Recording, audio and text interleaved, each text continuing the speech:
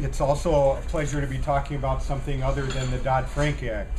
So, if you were here in January, you heard me talk about the hardcore regulations.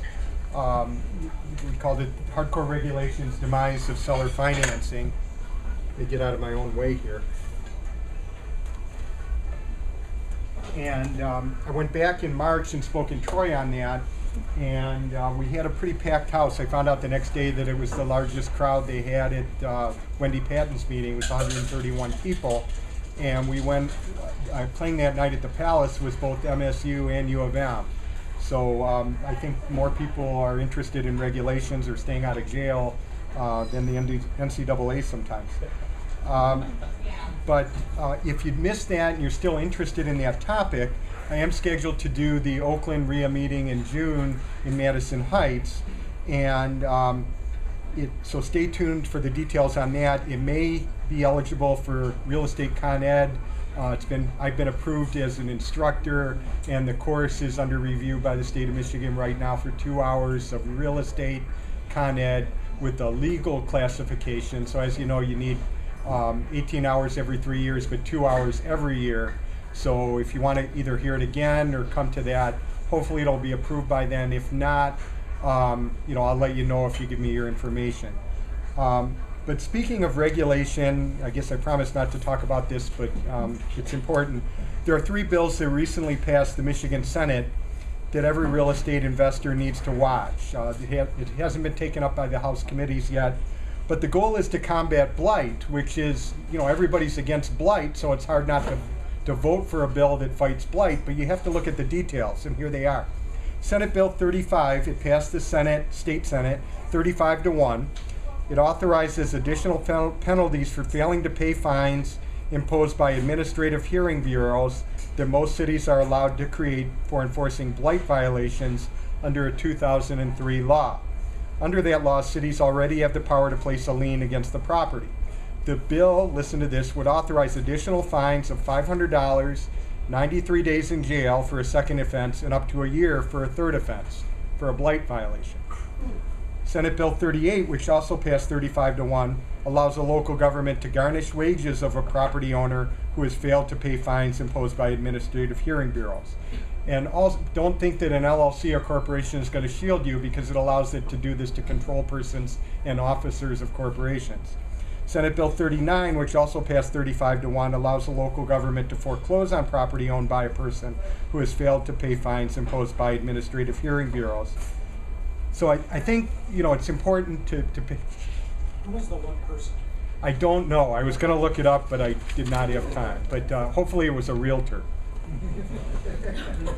But if anyone, does anyone here, and I think we know the answer besides me, see unintended consequences with these bills? Well, one of them isn't there something silly called due process? And just because you've been called before an administrative hearing judge or whatever the heck they are, it doesn't sound like due process to me.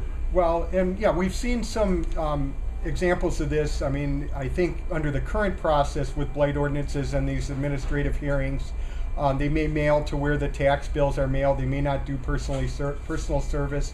And I have evidence in a file of mine where a municipality is requesting a hearing fee of $500, which is certainly unconstitutional.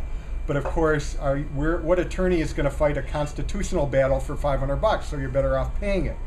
Now, here's the message we need to convey to have hope in the House of Representatives. And this is just something I wrote up quickly, but as we all know, the vast majority of property owners, including urban landlords, are responsible citizens. Responsible citizens weigh the risks and rewards of a business venture prior to engaging in the business. If the risk of owning real property in Michigan include fines and incarceration, responsible persons will exit the business while only irresponsible persons remain. In short, draconian penalties will only serve to scare away investors at a time when others in Michigan's government are trying to attract investment capital to improve neighborhoods. Now, we need to spread this message to those in power, and I urge you to get involved in the process. It's the only way to make a difference. Staying home and griping about it or coming to meetings and griping about it doesn't work. Like anything worthwhile, it takes energy, and it takes money, and it takes you. So consider joining a group that fights for issues you believe in. We can only win by presenting a strong, united voice to express our viewpoints to the public and governmental bodies. So now I'll get off my soapbox and get back to the regularly scheduled program. Go ahead. Are they directing that just at individuals? What about the banks that have like 80% of the property?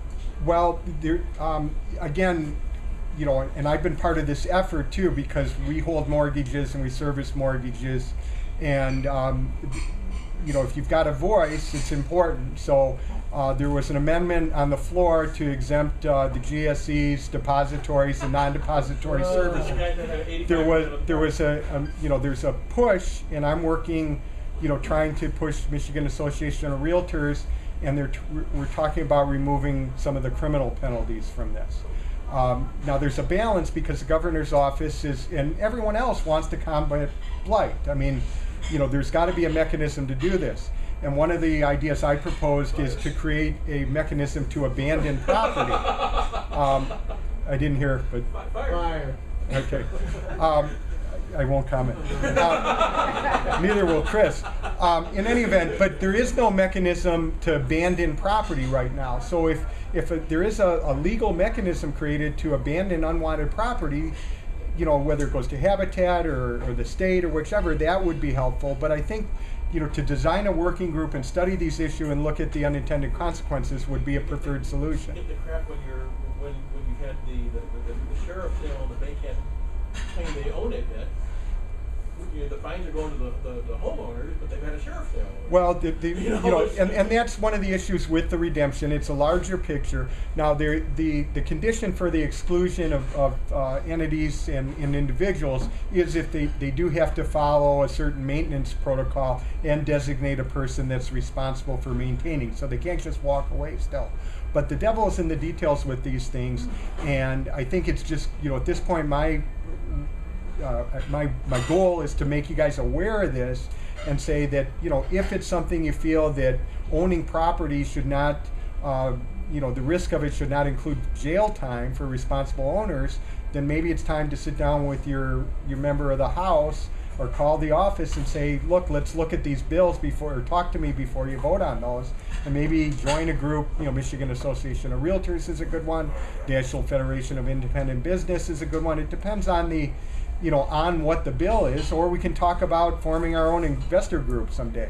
But that's not today's topic, but the bill may not be in play the next time I'm invited, so I wanted to talk about it tonight a little bit. So as I mentioned, I'll get off my soapbox and we'll get on with what I did want to, or what I was asked to speak about tonight. So Jeremy, thanks for the extra time there. As Jeremy said, my name is Allan Daniels. I'm with Dr. Daniels and Son in Bloomfield Hills. I started with my dad in 1988, and we buy land contracts and unwanted real estate, and we also loan money to real estate investors. I'm licensed as a real estate broker, mortgage loan originator, and our company is licensed as a mortgage broker, lender, and servicer. I was appointed to the Michigan Mortgage Industry Advisory Board in 2008, reappointed in 2012, and I'm serving or concluding my third term as chairman. I also serve on the board of directors of the Michigan Association of Realtors. My family has been purchasing land contracts for 3 generations. My grandfather, who I'm named after but I never met, was an engineer. Since he was good with figures, he moonlighted at a real estate office in the old neighborhood in Detroit, doing amortization schedules by hand in the 1930s. While less common now, it was very common practice for real estate brokers to service land contracts in those days, probably up until the 80s and 90s. So my grandfather learned, studied, saved his money, and started buying land contracts, and my dad learned all this from his dad. When my dad became a dentist in 1957, like a lot of doctors and dentists, he began to dabble in real estate. He bought land contracts. He also developed land, and since land rarely sells for cash, he also held land contracts from land sales. And my dad was also a pioneer in the dental business. At the time he sold his practice in 1989, he had 4 offices, 30 dentists, and 100 total employees. He jokes that he also had a lot of aggravation. Now my story is a little bit different. I majored in communication at U of M in Ann Arbor. I graduated in 1988, and I had an offer from AT&T to be a marketing rep, as they were going to be the new IBM in the late 1980s in the computer industry. I passed their assessments, and they made me an offer to start with them as soon as their hiring freeze was lifted.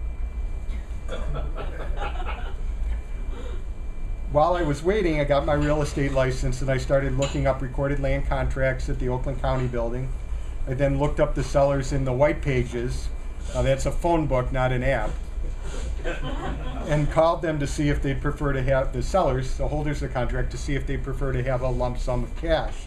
Now this was also prior to the do not call list, and there were also a lot of land contracts around right then, because it was the only way people could sell their houses in the 80s when the prime rate was 19%. Now I put together my first deal in the summer of 1988.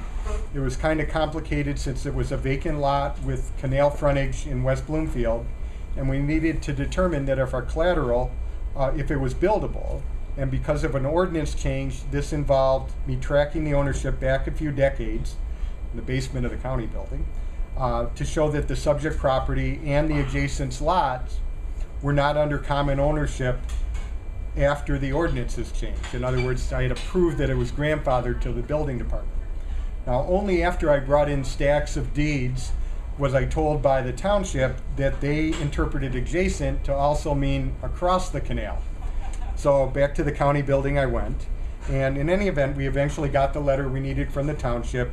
And as I mentioned, the reason for all the research is the first rule of note buying is you have to ask yourself, how are you going to feel if you don't get the first payment or the next payment or the balloon payment? And I know my dad and I felt a lot better knowing that we had a buildable lot as collateral. Now after doing that deal, I was still waiting for AT&T and looking for other alternatives. And one night I was talking to my dad about my objectives.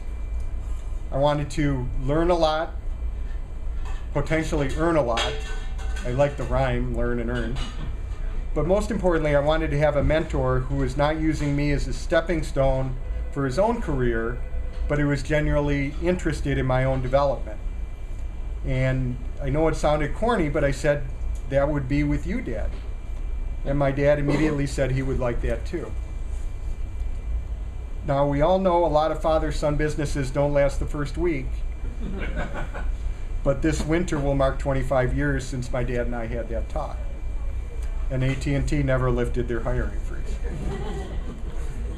So what have I learned, and what else can I share? The hardest lesson for me is perfection is an unattainable goal. If you play, you are going to win and you are going to lose. Yet perfection is still my goal. I think it's honorable. Another lesson, winning or making money could be your definition, isn't everything. Winning isn't everything, but losing definitely sucks. On the bright side, I found that the loser deals make better stories. Depending on the size of the loss, my dad and I sometimes call these deals seminars because of the lessons we've learned and the money we spent. So here is a slide presentation I prepared, but please feel free to ask any questions you have as we go along. So the title is Investing in Debt, PaperCuts and Sour Notes. And it's the toughest thing for me to learn is you're going to stub your toe along the way and suffer the bumps and bruises. So little disclaimer to start with, this may be a rerun for some of you, but I'm not an attorney. Information provided tonight or any time by myself is not legal advice, and it's probably just made up, so don't pay any attention. And it's good when the slide works too. There we go. Okay, little outline for tonight. We're going to talk about, I've got 6 tricks of the trade, 12 key characteristics you need to succeed. And this may not all be note buying. You can apply it to any real estate or most businesses. A couple of tech tips, an example of actual deals or deals depending on time so you can understand the process and how we employ them, and then some Q&A. So moving ahead. 12 key characteristics. First one is you've got to love the business you're in or love business in general. Some of this is not rocket science. The other is love people. You're going to be in the people business. There's not going to be everyone you love, but generally you have to realize you're going to be dealing with people. You have to be able to understand fine print. You're buying paper and there's writing on that paper, and that's the product you're buying. So make sure you understand what you're buying and what it says, because that's what you're bound by. Now, you also have to enjoy computer calculator gymnastics and be able to do the figuring and understand, what your yield's going to be, what your profit's going to be, what your loss could be, what your exposure is. There's going to be times where no one understands what you do. You can't explain it. You're not going to be in a room like this. So you will be alone in a literal sense and a figurative sense. Because if you explain you buy paper, most people think you work in printing. Now, set goals and dreams and focus and discipline. Again, you've got to sort of know what you want to do and then maintain your focus and keep going, keep getting up when you fall down. Those of you that are here tonight are probably already addicted to this, but education junkie. You've got to be, have a drive to excel or perfection. I call it perfection, but I also realize after, 25 years, I still learn it, that it is an unattainable goal. So maybe excellence is good enough. You've got to have an entrepreneurial spirit and realize that this isn't a 9 to 5, that you're going to be in line in Disney World and you're going to have to be on the phone. There is some creativity. You can put some deals together, and it's a little bit different than what other people are doing, and you want to make sure you're compliant, but it does allow for some creativity. The other thing is, you're going to need money, and you may not, one way to ensure you're going to fail is to lower your standards, because you need the money too bad. You don't want to lower your standards and buy substandard product if it's not going to change it just because you need it. So you've either got to have money to live on, reserves, or you've got to have another job, or you've got to have some savings, but you may not be able to earn a living buying paper, at least at the start. And then this could be number one, but you've got to live a life of integrity and honesty. You've got to take the high road, because what comes around goes around, or goes around comes around. So that was the dirty dozen. The next thing is just sort of a little math problem, but preparation plus exposure plus perseverance equals success, but it's going to be less than 100% of the time. But I think those are the ingredients there. Now, tricks of the trade, I put a little fire there, but number one right now I'd say is compliance. If you went to the other presentation, you'll see that compliance is number one, whereas before it was sort of assumed, up until the SAFE Act rule from HUD, we assumed land contracts were not covered by the SAFE Act based on the FAQs from the state. So we always had usury implications, but now you've got usury, you've got the SAFE Act, you've got truth in lending, you've got equitable mortgage. There's a lot of things to look at as far as compliance. If you're buying non-compliant paper, maybe be aware you're going to price it as such, but you've also got some potential penalties that are very harsh. The other is looking at what your collateral is. You've got to look at the value and the marketability of the property. On that deal I talked about in the introduction, if we found out that that lot was not buildable, we've got either a place to park a canoe in the summer and go on a canal and out on the lake, or you've got two potential buyers, the neighbor on either side. Having a buildable lot made it marketable to the rest of the universe. The next is title. Do you actually are you going to own that note? Are you going to be the actual mortgagee on that? So you need to find out if you can get title insurance or whether you're willing to self-insure. The other is documentation. Again, do you have the full file? Do you have the original note? If it's a note, do you have the original land contract? Is it signed? Does it have all the clauses for insurance, default, acceleration, those types of things? Credit. The credit of the buyer, the credit of the borrower on the note is something nowadays you're going to have to assume there are issues. First of all, under the Fair Credit Reporting Act, you may not have a legitimate business purpose until you own it to run the credit. So you're running a compliance risk by running the credit when you're in negotiations. Now, you can ask the seller to do that, but then they may not have access to the bureau. But the shortcut is just assume it's bad and underwrite the deal that way. If somebody bought a house on a land contract in the last 3 years and mortgage rates are 3%, either the property's non-conforming or the person's got bad credit or they make their income cash. So assume there's issues. And then the other is intangible feel for the deal. This comes with time, but you all have a gut right now, and you're going to see when you read something, does it feel right? Does it look like, does this make sense? For up north, it's very common to see handwritten land contracts where they, sit down at the kitchen table. If somebody's coming in, around the Detroit area and they didn't close at a title company, maybe something's up, especially if they've done 100 of these. I'm not saying that means it's criminal or anything, but you just might want to look deeper. Okay, couple hints on figuring yields, and most of us have HPs and whatnot. I prefer a real estate calculator called the Qualifier Plus 3X, which until recently was about an $80 calculator. It's now maybe a $15 app at the iTunes store. They probably have it for Android as well. You can also buy either the virtual version of the 12C or the actual 12C. I think they still make that. And then another excellent product for Windows, if you're not an Apple guy, is T-Value, which is an amortization program by Time Value Software.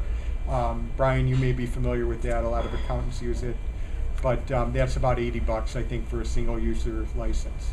I've never used it. Okay. I just use Excel. Okay.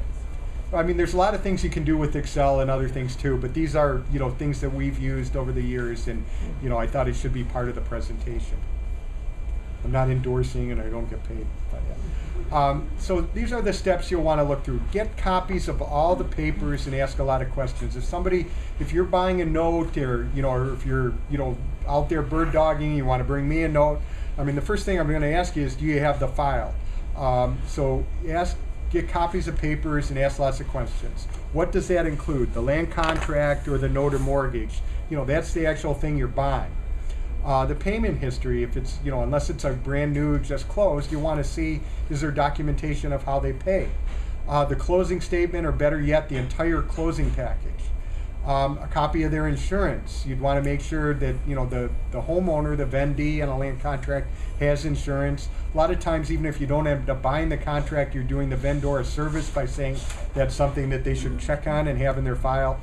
The other is prior title work, if it did close at a title company, or the title work from when the note holder acquired the property themselves. So get the policy commitment, whatever they have. Occasionally you'll still see up north one of these old abstracts, which is pretty cool for history. You also want to identify your seller. If it's an individual, nowadays it's pretty common practice to have them show ID or make a copy of it. If it's an LLC, you want to get those papers, corporation, trust, those type things. You might want to ask for the copy of the deed when they bought it.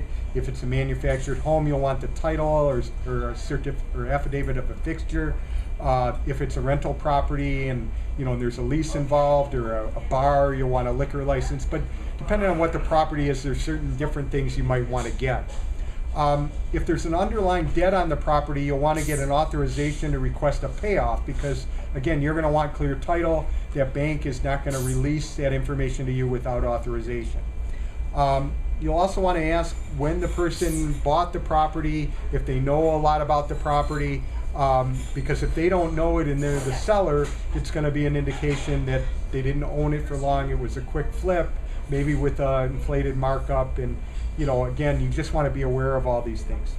And then you'll ask them about the buyer. Why did you sell to this buyer on land contract? If they sell, say, I had the house on the market for 3 years and it was the first offer I got after 3 years and it was land contract, well then if you get it back, you might have the same problem.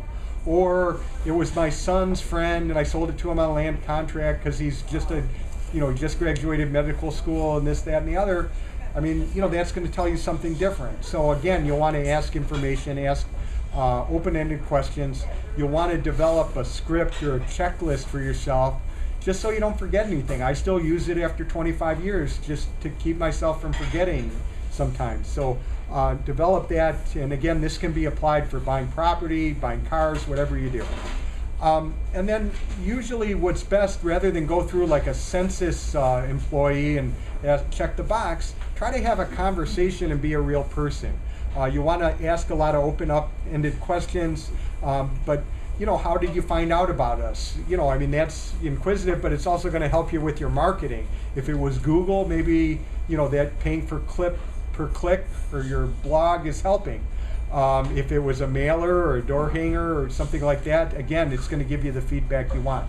If it's a referral, that's always nice too. What type of property is it? You'll want to know if, that type of thing. What did you use it for before selling? Now, if they say, well, I lived there for 20 years, then you've got some safe harbor under the SAFE Act. If they said, well, I inherited it, or I bought it as a fixer-upper, I rented it to this person, again, it's going to give you a lot of information. When did you sell it? Common sense type things. Now, what did you sell it for? Now, I majored in communication, and I know that ends in a preposition. It's bad grammar, but a great question. Why? Because it's got two meanings. What did you sell it for? It means the price, and it means why. So whatever they don't answer, the next question is the other. And if you ask somebody, why did you sell it? They may not tell you why, but asking them, what did you sell it for? It's a little, sort of a more colloquial way is what I found. Again, you can take this stuff for what it's worth, but I found that that's been effective. What was the sales price? Again, is a different question. And you may want to be more specific if the person is giving you an essay answer and it's going too long. You want to know the down payment. You want to ask it in a way to make sure it was a cash down payment. They didn't trade mowing each other's lawn for that. Again, not that something is illegal there, but you want to see that somebody's got actual skin in the game. The beginning balance, again, you can do the math. What was the sales price? What was the down payment? What was the beginning balance? But the math should add up, and it should be consistent with what's written on the contract. And again, these are all quality control type things you're finding out initially. What's the current balance? If the current balance they're telling you doesn't match what you figure on an amortization, there might be a reason. Maybe that person missed payments, maybe they paid extra. Paying extra is usually good, they got more skin in the game. But you'll want to find out what's the difference. Maybe the person made a math error. Maybe they're looking at the wrong year on their schedule. And so again, find out the date, that is. Are you getting paid on time? Are they up to date? Again, two different questions. Do they pay on time? Well, usually, are they up to date now? Well, they're 6 months behind right now. Well, they're only missed one payment, 6 months ago payment. Again, you've got to find out where they are. So you can, you want to price this. And then ask about taxes and insurance. Yeah, they pay great, but they haven't paid taxes in 3 years, or they don't have insurance on the property. Again, you've got a non-performing contract, especially if you're trying to be a middleman and position yourself to buy these or lock them up and then sell them to us or to somebody else. Again, we might want to talk about licensing on that type of thing, but you'll want to make sure you assess these things accurately. And especially if you're doing maybe even your own estate plan, a compliant performing contract's worth more than something that's not. You'll also want to ask if they owe anything on the property. Again, if they say, well, I owe 70, but the people owe me 60, you got a problem. They don't have any equity to sell. Plus, they've got a big problem coming in, and it happens more than you think. And then people don't pay attention to due on sales, you'll find also. And then, can you tell me about the property? That's a lot different than asking how many bedrooms. You can ask how many bedrooms if they don't answer the question, but can you tell me the property? Yeah, I lived there, for 3 years. It's lakefront. It's this, that, and the other. It needs a new roof. It's got a new roof. I mean, they'll start talking and tell you stuff. If you just say how many bedrooms, how many, bath. I mean, they'll tell you what you ask, but they're not going to answer in the same way. Can you tell me about the property? So anyway, a lot of bullet points there, but just sort of sample conversation type thing. So I want to go into an example deal that we did not too long ago, and you can sort of see chronologically how we follow these steps, and you can grade me at the end whether you think I did a good job of following my own lesson, or whether I went off into quicksand somewhere or a minefield. So we agreed to buy a land contract. The property was in a suburban township in Genesee County, but close to an inner city, low value property. We bought it, agreed to buy the contract in June of 2011. Property sold a few months before that, so it was a fairly green contract. It sold for $50,000 with 10% down. So not uncommon for a land contract. The balance owing did jive with the amortization, so again, not much coming off, but there was a little bit of seasoning, a couple of months. The term was 30 years. The good news with that is we didn't have to worry about a time bomb where this person that couldn't qualify for a mortgage presumably would have to qualify in 3 years, which is probably unrealistic. The bad news is that payment is not worth $400 today is worth more than $400 28 years from now. So that time value computation is going to affect it. The payment is $420.07. So the common sense thing is they're going to pay. They can't live cheaper than that, even if you figure the taxes and insurance. If things get difficult, I guess they could move with mom and dad, but they can't find a place to rent cheaper than that. So I think it's fast as a smell test as far as the ability to pay. Now that's not compliant as far as CFPB for a mortgage, but this is a different story. Interest rate is under the usury limit. It's a decent return now. It's certainly not great compared to 1982, and who knows what 2030 is going to be. But again, that's a pretty good rate that they're getting on the contract. And we made an offer to buy that contract. Again, looking at the numbers there, anyone want to guess what we agreed upon? 10,000. 10? Bit that big a discount? Okay, now we got a seller that feels that they got an asset that's worth 44 an IOU, but I could have offered 10, but I don't know if they would have taken it. 28. 28? 35. 22. What we came in at 50%. So I don't know if anybody did some figuring. 10 would have been great. But now has anyone figured the yield on 22 and change? Well, good enough. So here's, we're dealing with real people. So why, other than just math problems, the deal's got to be win-win. Our seller needed liquidity. He's a contractor. He's got an HVAC business. So he needed an injection, or I call it a booster shot of working capital. So that's why he wants to sell his note. The drips and dribbles of $400 a month didn't help him as far as buying a new truck, getting licensed, getting ramped out for starting a new business on his own. For us, obviously, as the note buyer, it's a win. Our interest, if it goes the full term, is a lot of money. But again, if they pay off early, we're earning our discount, which is still a decent amount of money. And so our total over the 28 years left is again not bad. And our yield, the return on investment, is good enough. It's a discounted on the 10.75, and it's again good enough. So following the rules, what's the next step? The first step is we negotiated the deal, and we've got to do some underwriting. Evaluate the risk. Safety first. Is my principal, the amount I invest, is that going to be safe? So what do we look at first? Well, first thing on mine was the SAFE Act. Is it compliant? I read the paper and all this too, but the land contract was originated before 8/29/11, which is when HUD dropped the final rule on the SAFE Act. So we were in the period after 7/31/10. I won't go through the whole hardcore regulations, when the state of Michigan had FAQs out indicating that land contracts were exempt from the SAFE Act. So even though this person did not live in the property, we were compliant based on the rules of the time. The value, we looked at the sales history from the assessor's office. 1993, this property sold for 20 grand. So even in 93, I was pretty close to have it being okay based on what I was investing in 2011. 96, it sold for 32. 2003, it sold for 37.5. 2009, 45. And then the 2011 sale, 50,000. So this is also telling me that forms were filed with the assessor's office, so it's, they're finding out about it. It's on the radar screen, and it jives with what my paperwork. Now this was also a big plus. When you see online, a lot of times at the assessor's office, they have a photo of the property. The seller told me that he pulled a permit and fixed up the property. A lot of people fix them up, but they don't pull permits. The picture with the permit in the window was the one the assessor's office had, and then just to double check, I called the building department, and they confirmed it too.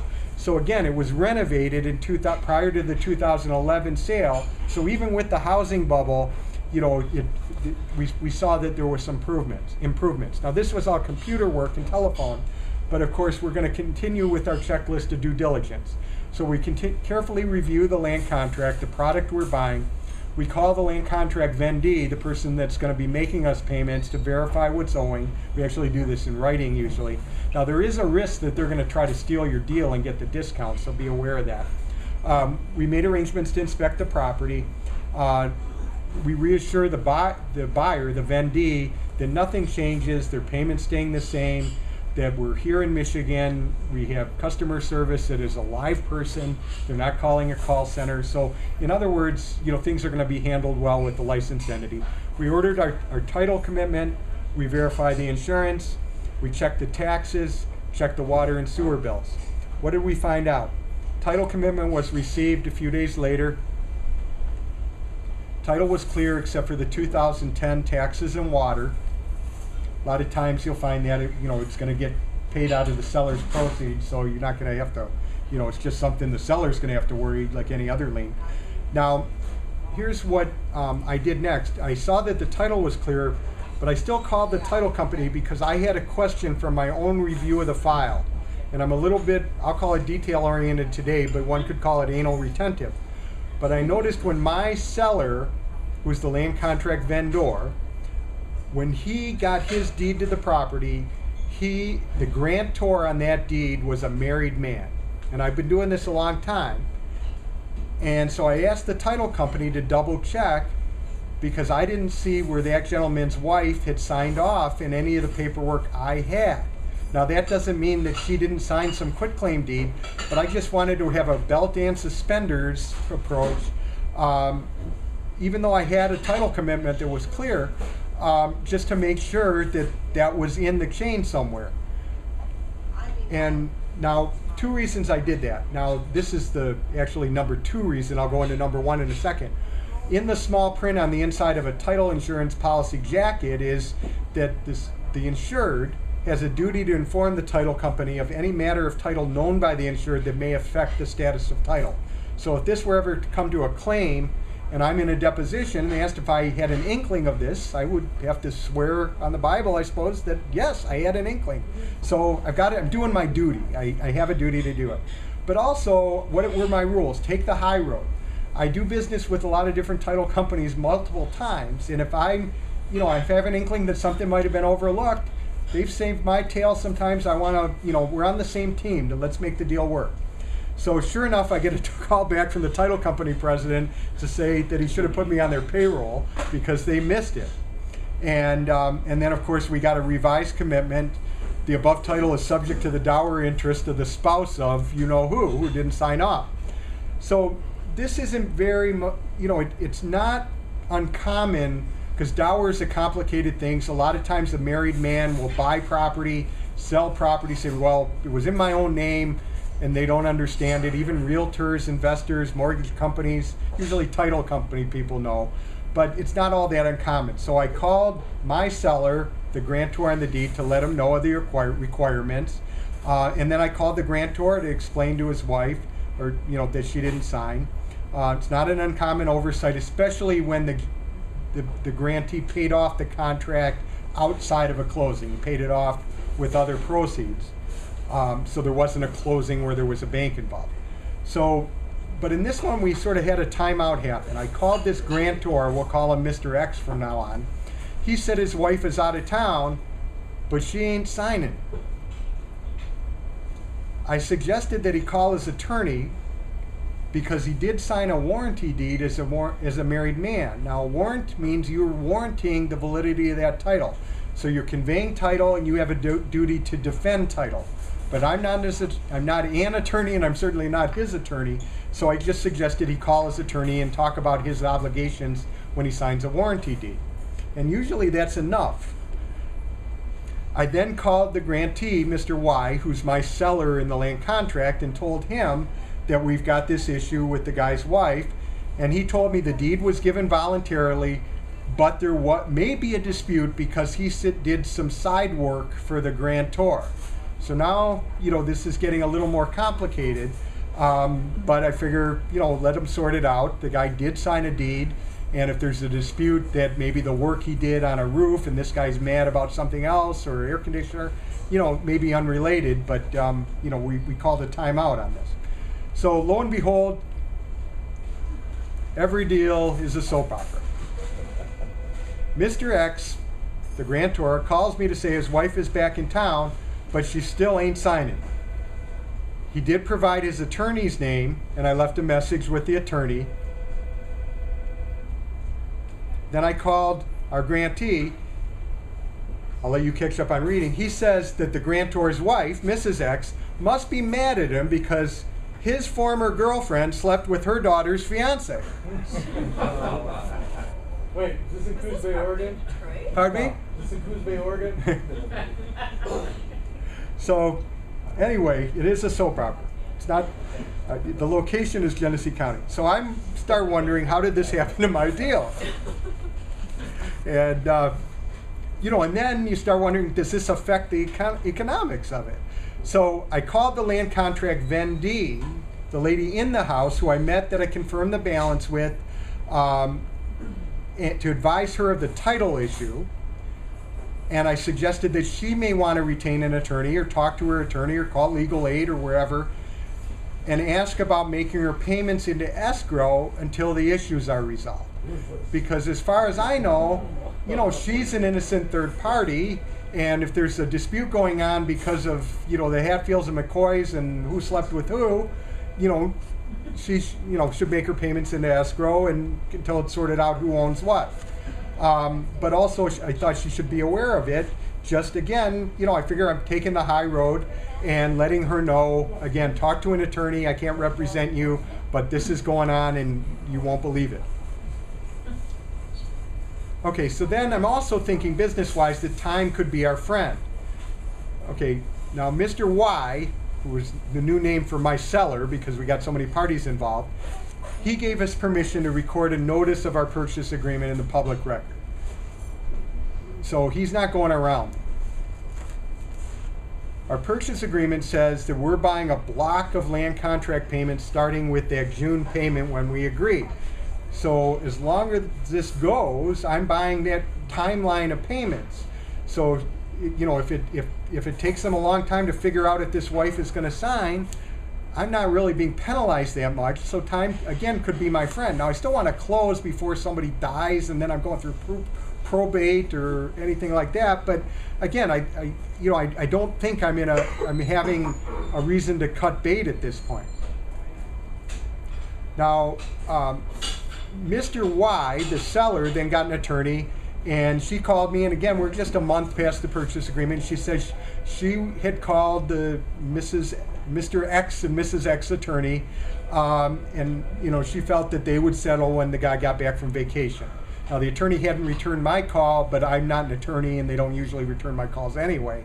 But their offices had spoke, so as far as I know, this thing is settled. 3 months later, I sent a letter saying what's going on, progress report. There have been some phone calls back and forth, but I hadn't heard anything.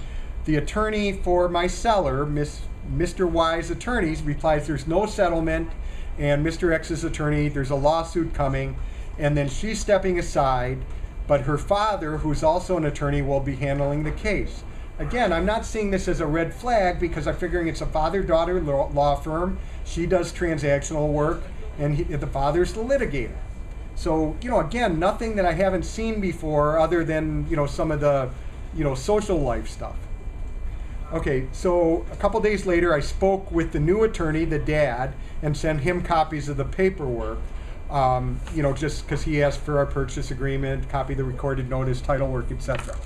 So we're moving forward still. We're in October, and then Halloween night, I'm at my office. It's starting to get dark. My kids, are preteen and teen, so they really don't need me to walk them around the neighborhood anymore.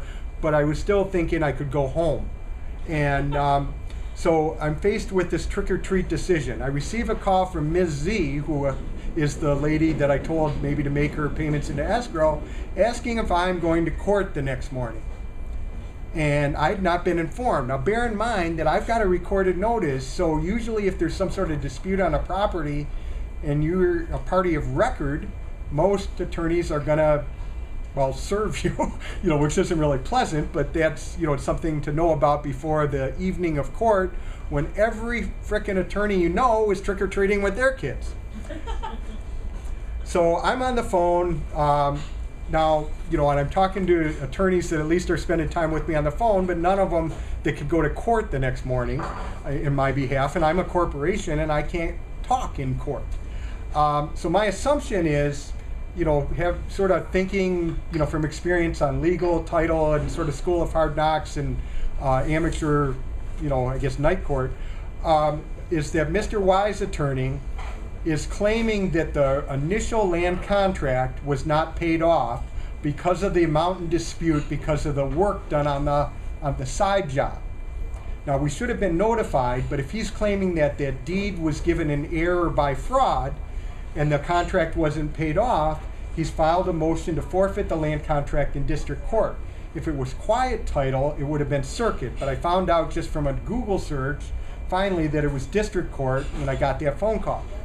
So the next thing is, what's my risk? If I don't go, or if I don't find an attorney, he successfully forfeits that prior land contract by claiming fraud on the deed, which invalidates the deed, and then if the grantee, my seller, X, I don't hope this makes sense, had no interest because the land contract was forfeited, then I have a claim on nothing, because he's got an interest. And so does Mrs. Z in the house, because everything subsequent like that is gone. So Mr. Y's attorney is sort of brilliant going back into district court. Now, he still should have notified me, but I'm freaking out on Halloween. So I called out of retirement an attorney who we've used for a long time, who's told me he retired. And if you know attorneys have bar numbers, you know this. What's your bar number? 674. Okay, so you were admitted to the bar when? 10 years ago. Okay. This attorney's number starts with 1. Okay. And I'll describe him as Lieutenant Columbo. I mean, he's got the same raincoat and we had to bribe him to get a fax.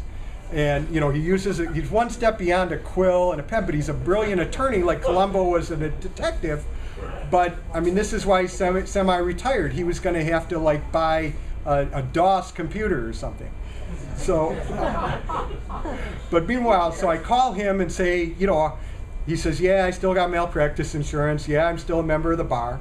I said, are you available? He says, well, I'm actually going to be in circuit in Genesee County tomorrow, but here's what you need to do.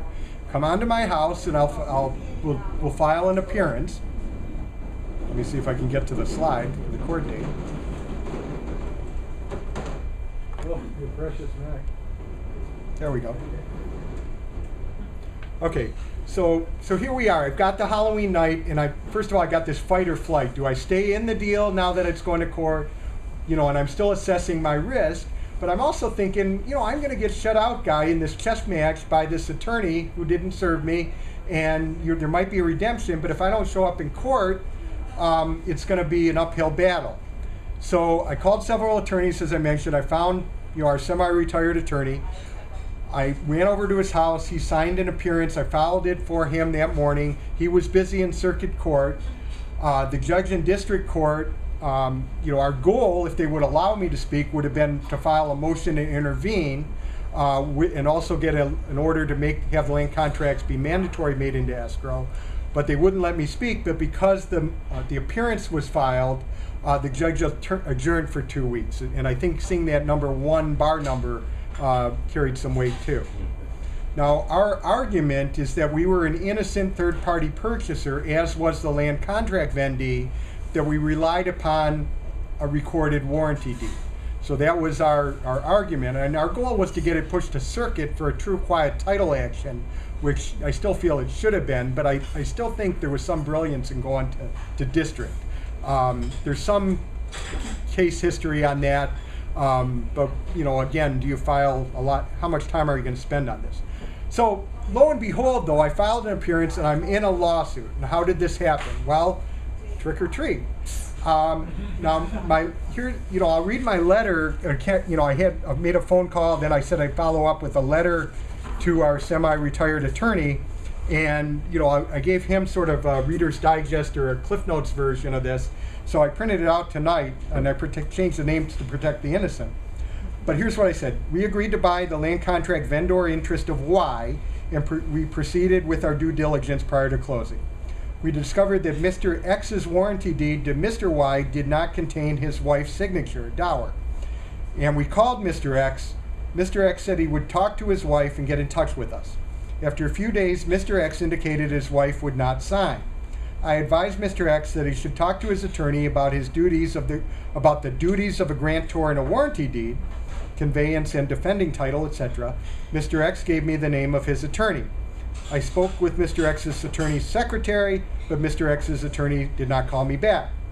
I also spoke to Mr. Y, who mentioned that the families know each other and this may involve a personal matter as well as business. I didn't get into the sleeping with stuff.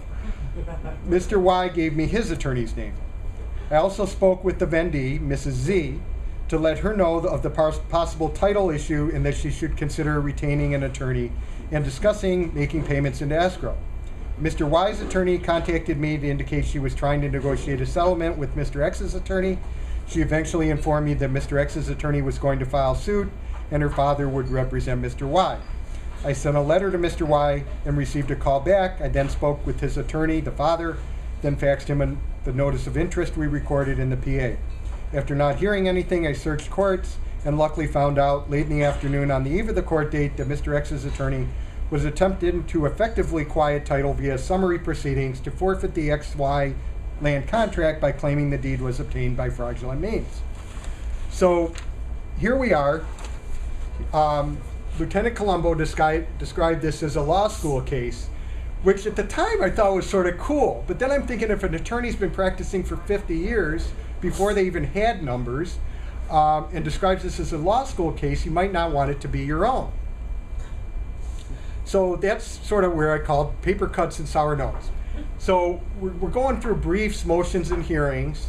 You know, I noticed this right away.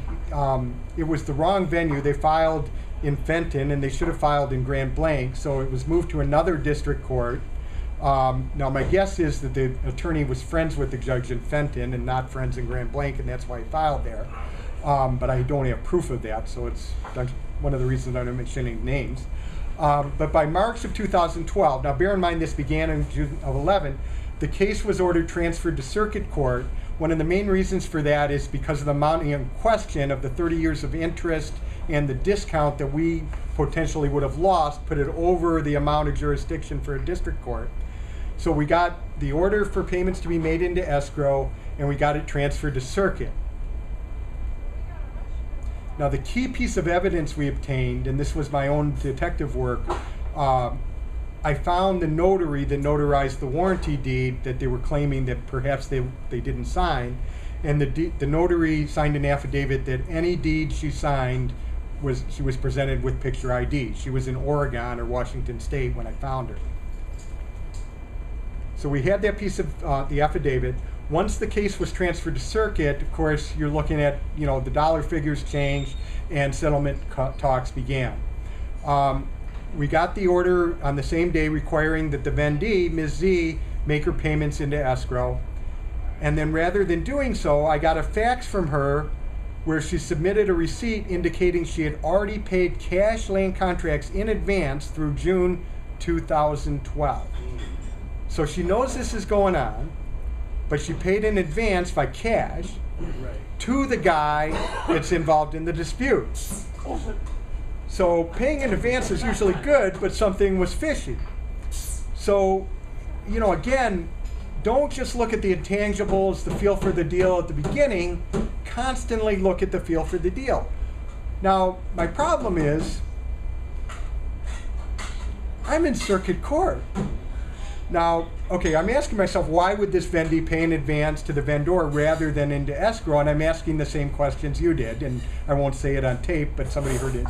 Now, I'm also asking, was this vendee involved in the shenanigans from the beginning in exchange for free housing or something else? Or I don't really know. I'm trying to find motivation. But my feel for the deal certainly changed. So what do? Okay, do I go by my gut? I'm in the deal. I got a Colombo out of retirement. And so let's look at the property. There's a chance I may get the property back, so I'm going to do a new inspection and a new BPO. So I'm going back. The property was not being maintained. Property was no longer insured.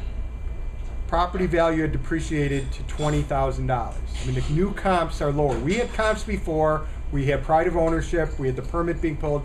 But, I mean, I brought a broker with me this time. And, you know, so here I am. You know, the deal's changed. So I retreat, but how? I mean, I'm in this. Okay, so how do I get out of the deal without it costing too much? Now, we got 3 attorneys. I got my attorney, Colombo. We got the bulldog, you know, who started the lawsuit. And then I got the dad, Mr. Wise attorney, involved as well. And he's now on his 3rd attorney. He went from the daughter to the dad, and then the dad, they handed off to a real estate specialist.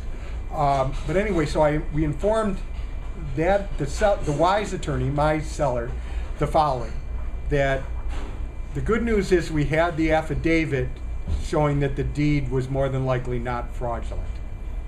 Sworn statement. The bad news is we were terminating our purchase agreement. We did have the right in the purchase agreement, but so, you know, and the explanation is that we called a timeout on our due diligence when the title was not clear, which we did. We didn't, you know, we knew we didn't have clear title, so we didn't do a second inspection of the property. We didn't follow up on getting our name on the insurance. You know, there were still things to do on the to-do list. And when we resumed, the land contract was in default, committing waste, you know, no insurance, and we did not approve of the subject property. So the subject twos in our purchase agreement, we felt we were on solid ground that we could, you know, those were our weasel clauses that would void the purchase agreement. Now, you know, so our options are, you know, we could have closed, we could have paid our 22 plus pay the attorney fees that built up with Mr. Colombo. It's not his real name. But, you know, then I've got a $20,000 property if I'm lucky.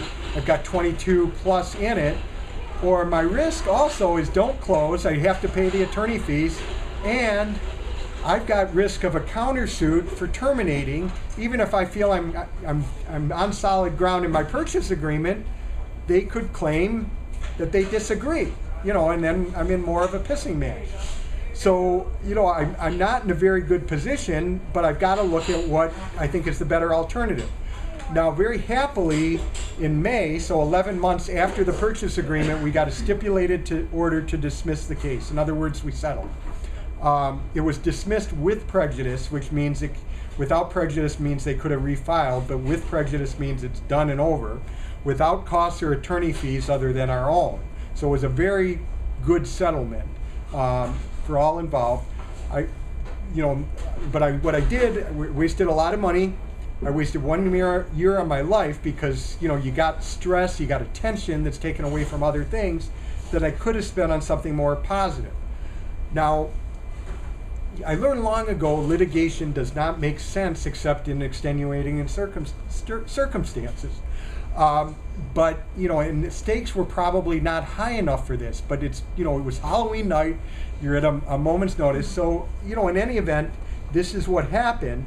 Now, the outcome of the deal, in case you're curious, Mr. X, the guy whose wife didn't sign, paid $52.50, which is about $17,000 less than we would have paid for the vendor's land contract and inland contract, and that was the settlement. So, could we have ended up buying it for $5,000? Probably not, because Mr. X would have wanted something too. But we were happy to get out of it, and that's what happened on that one. So, if you like that one, I got another. It's a lot more simple. Okay, you want? My brain hurts. My pocketbook hurt and my rear end hurt on that one. But anyway, you know, that was a very complicated deal with a lot of issues in play. But the big takeaway from that is that it's a complicated business. It's more than figuring out a calculator. It's title, it's real estate, it's collateral. Yes. In retrospect, telling your own story, do you see an earlier point that if you went through a scenario like that again, you would pull the plug sooner? I probably would have just said, you know, I can't get an attorney to go to court. What's my, what is my issue at play here? It's the discount. We probably, I didn't have to make a snap decision. We could have probably, if there was a judgment in district court that morning. Now, it would have been tougher because we weren't a party and we might not have had a right to appeal, is the way to explain to me. So, but there may have been a way with a motion to do it. But, on the other hand, this is where, even knowing that, I don't have, perfection is an unattainable goal. And these things, I've got a lot of experience. Jeremy was very complimentary as introduction. It was a effed up deal. But maybe I should have just said that in one slide. Okay. This is better. Okay. So anyway, here's another one. This one is is a little simpler. This is a deal. It was a loan deal rather than buying paper. But this tells you what can happen. You underwrite well, you've got good collateral, and a Jekyll turns into Hyde on you. October 26, 2007, I had a C6, C7 spinal fusion. Doing much better now. I know that date because it coincided with the date I got a phone message from a customer that was falling behind and wanted to meet with me.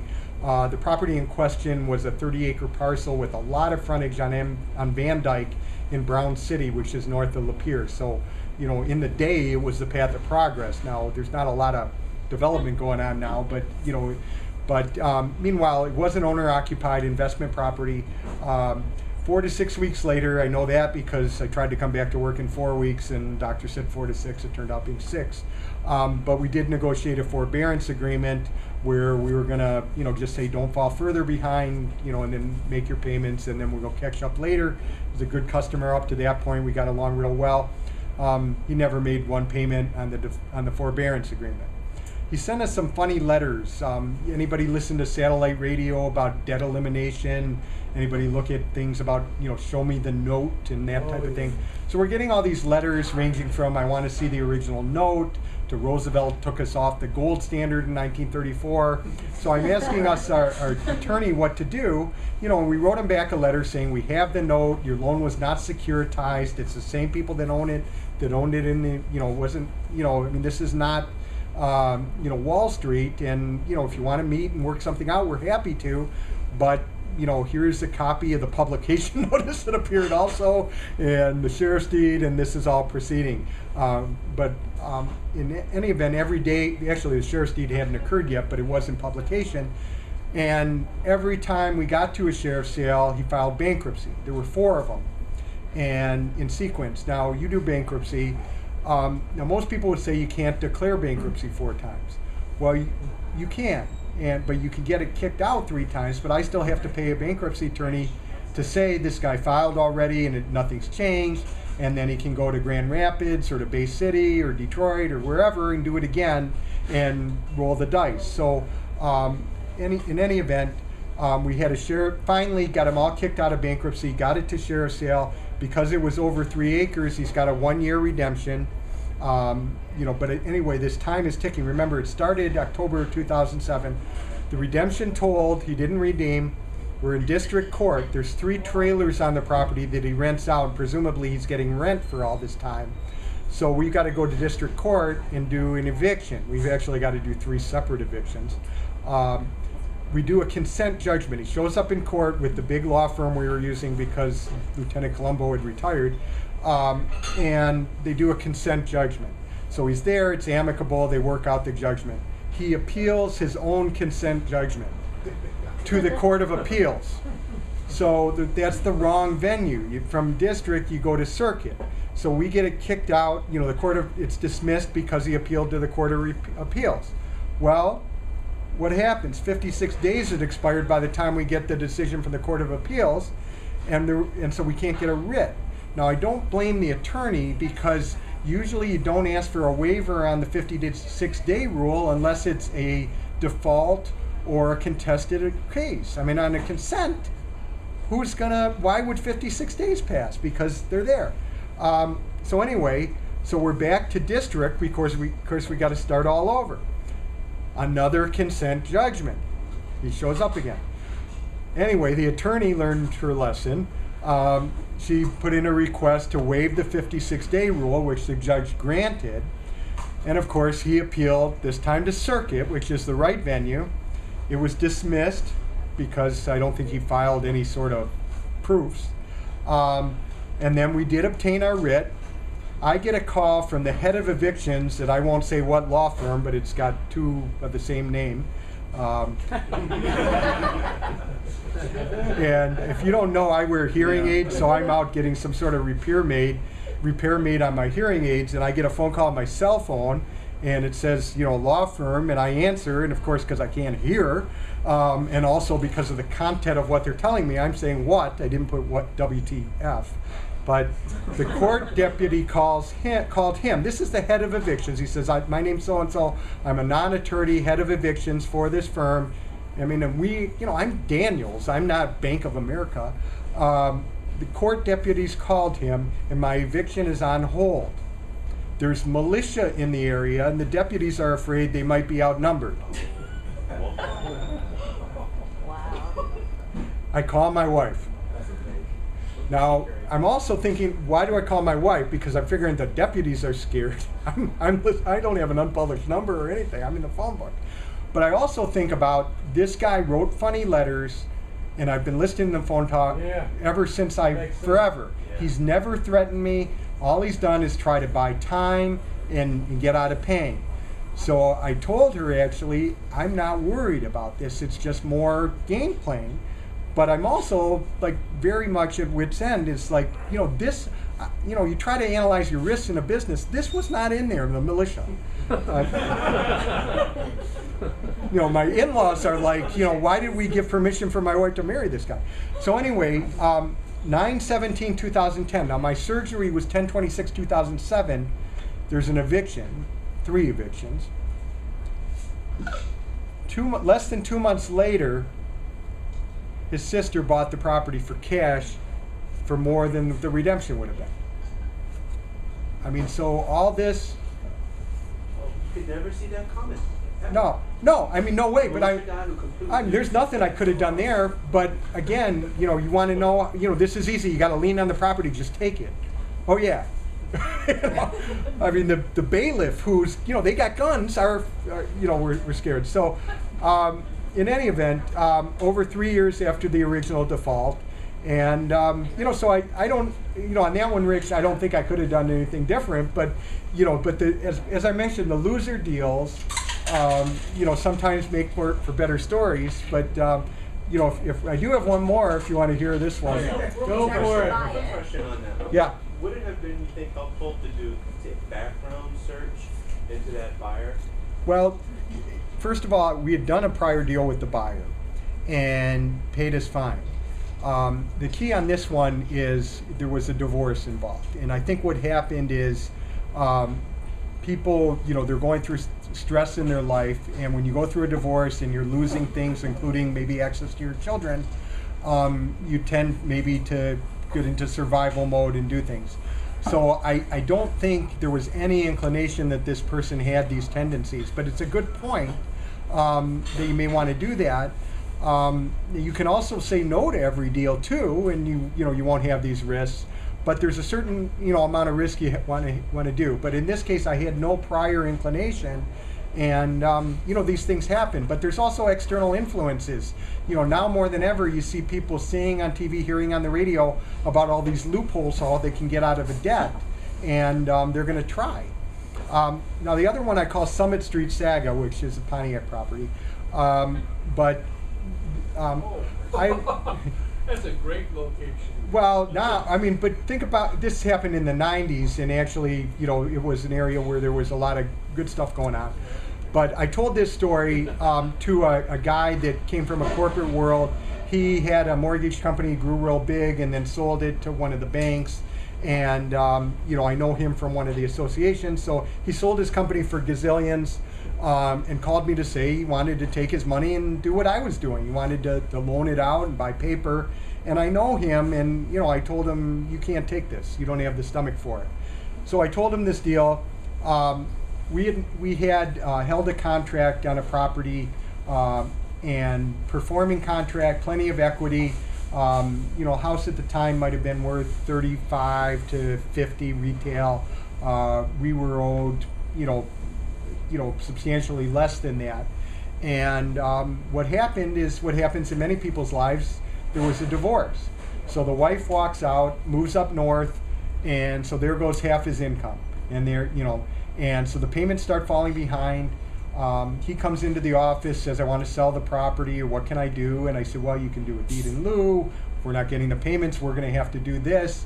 Your best bet is to list it. You've got some equity. But again, he's in this, war with his soon-to-be ex. So I get a hold of her, and, she says, well, I'm not doing anything that's going to help him. So, so I'm sort of like in no man's land there. So I'm figuring, they'll put it, as part of the divorce, they'll put it up for sale. We'll be okay. Eventually we'll get paid. He's living there. I'll go on with my life.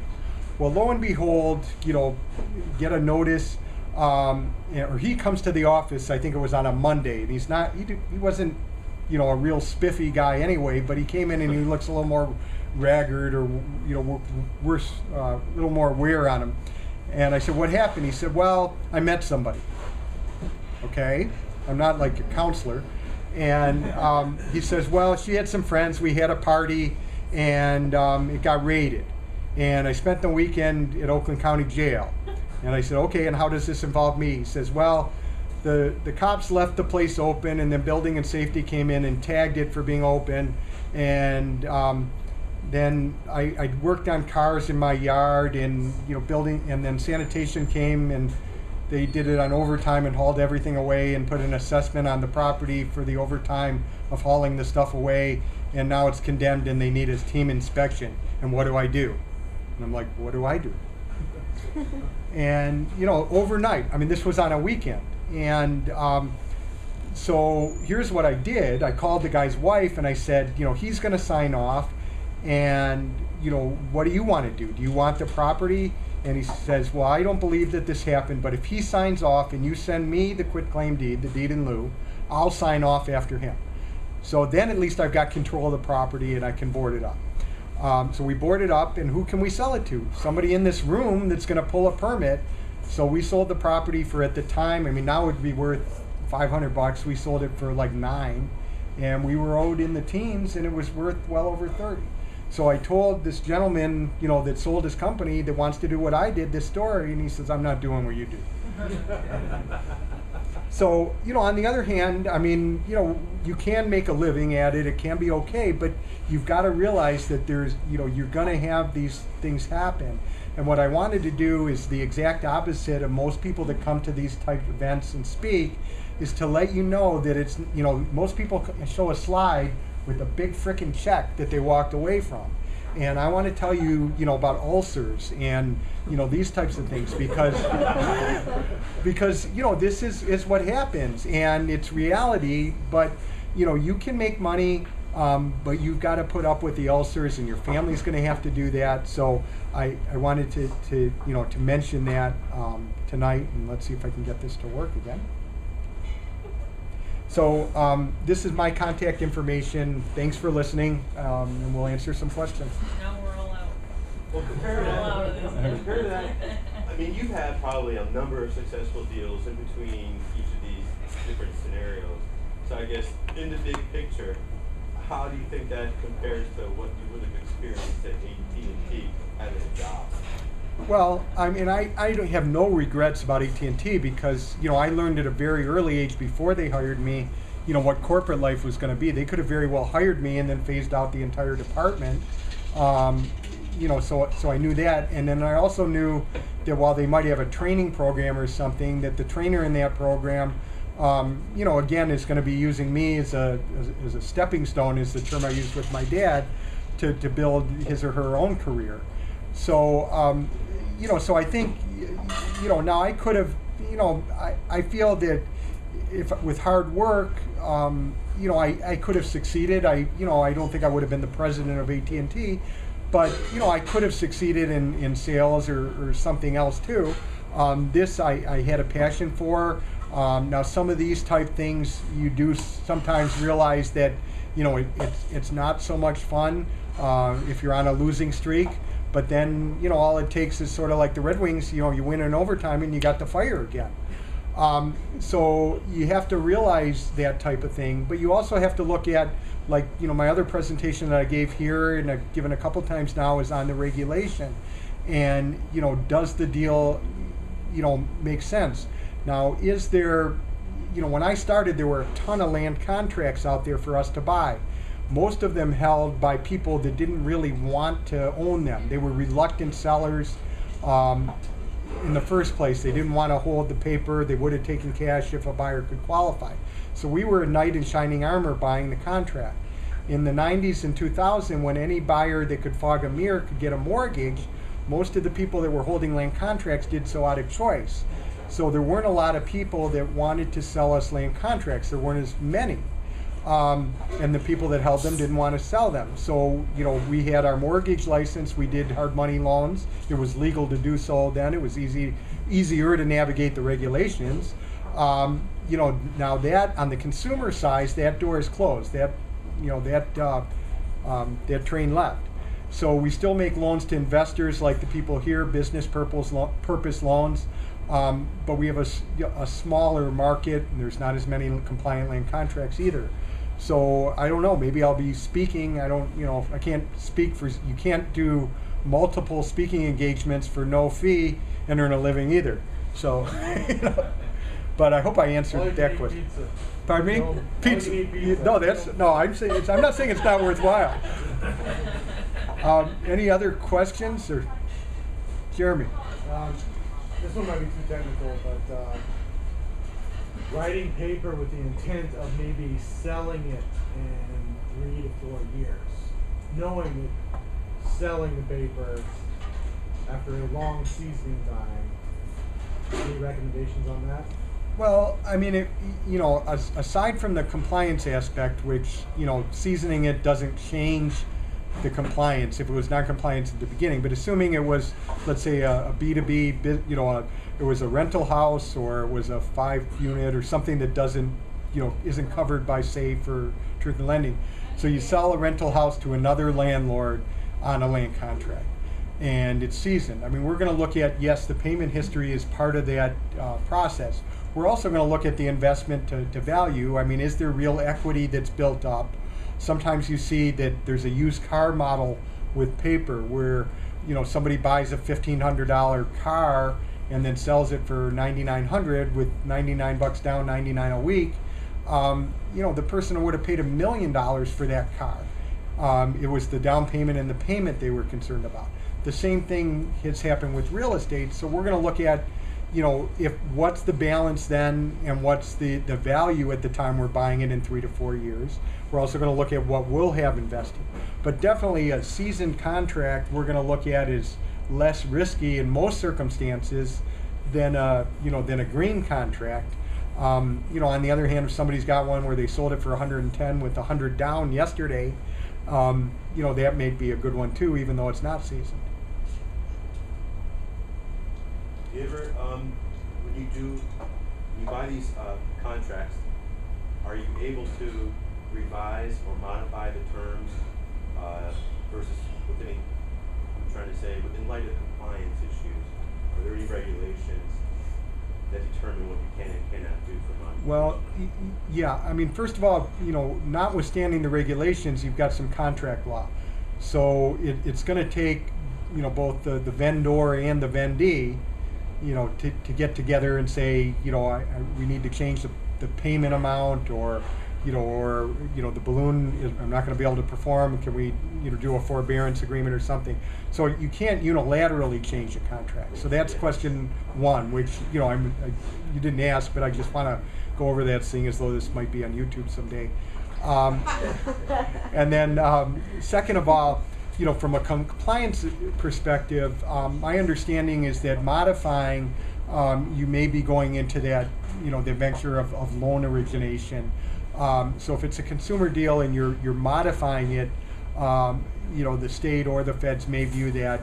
But some of this is still evolving, and you know, so and then you also have to look at, are you, how are you doing it? I mean, and what's is it a level playing field? I mean, if you're extending a balloon date to give them time to refinance, and the payment's staying the same, the interest rate is staying the same, there may be no injury, and you do have a loan originator's license and things like that, I would say that's a lot cleaner deal than if you're doing something where you're moving the balloon date up or you're increasing an interest rate. Certainly if you're doing a new note or a new contract, then it's a bright line that it is an originated deal. Modifying is a little more gray. I'm very conservative, so I would definitely seek the attorney's advice on that, and I usually would shy away from doing anything that may be in a gray area. I asked because I saw a crook that I came across, who I believe was a crook. What he was doing was he was originating these land contracts with, let's say, $100,000 value. Then he would get loans against his pool of contracts and then reduce those land contracts after he got that into something that made more sense for the buyer. I thought he's going to get caught and go to jail. Well, yeah, I mean, without knowing all the facts, I mean, fraud has always been illegal, and if he's, particularly if there's a lender involved and if it's a member of the banking system, you got a lot of big state and federal laws. So if that person wants to, engage in that sort of activity, we're not really looking at something that's in a gray area. I mean, that's probably, something that's pretty clear cut.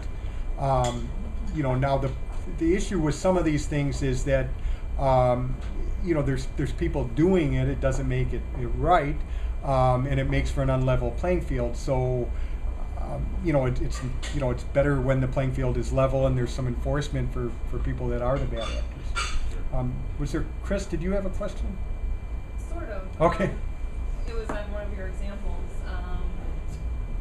When you're selling a property, if you are married but your houses are in an LLC and you're selling, can you sell like the warranty deed and all that? Well, I mean, your title company is going to, give you the answer to these things, but typically an LLC it's a totally different entity than a married male in Michigan owning a piece of property. So a dower, generally wouldn't affect an authorized signatory, someone authorized to sign on behalf of an entity. Whether it's a probate. Yeah, so there may be a sole member, there may be a manager, there could be powers of attorney. I mean, there's a lot of things. In the title company is, that's their job, and they have the neck in the noose. But, for a married male in Michigan, dower, is an issue that some people don't understand, and and that's why it's fairly common. Now, it's not all that common for people to say, well, my wife refuses to sign, and there's all this Beverly Hillbilly type thing. Is there an advantage to having an LLC for every paper, every note, just like rentals? Some people do that. There might be an advantage certainly for the attorney that's drafting all your forms for the state filing. But I mean, there's certain things with asset protection, that people do. Chris, I'm sure, could talk to you about a personal umbrella policy for liability. If you're a landlord, people do that because kids may have a tendency to find that lead paint tastes good. So people do that to limit their liability. But it also becomes very cumbersome bookkeeping wise too. And then if you're not doing things properly, there's efforts that may be successful to pierce that corporate veil or the LLC. So the topic for tonight isn't asset protection, but that, it's a worthy topic for Jeremy, and I don't know if I qualify as an expert of it on that, but but definitely there's people that do that for a variety of reasons. Brenda? No? Okay, stretching. Is that it? All right, I get to go home before midnight? Scared the crap out of everybody. All right. Again? Run home and never buy a note. It was a terrible idea. Well, I just wanted to, I wanted to sort of do the opposite of the big check at the end and not do the sales spiel. But thanks again for having me. I really appreciate it. Oh, Chris. You should have at least one check to show us. Come on. Well, I mean, at the end of the one with the militia, we got paid. Interest was accruing that whole time, and we were pretty much made whole. There was a commission involved when we sold it, so I mean, time, but I don't know if, you know, I lost a lot of hair, and the transplants would probably cost a lot if I ever go for that. But, you know, but again, you know, if the property value's there, you're generally okay.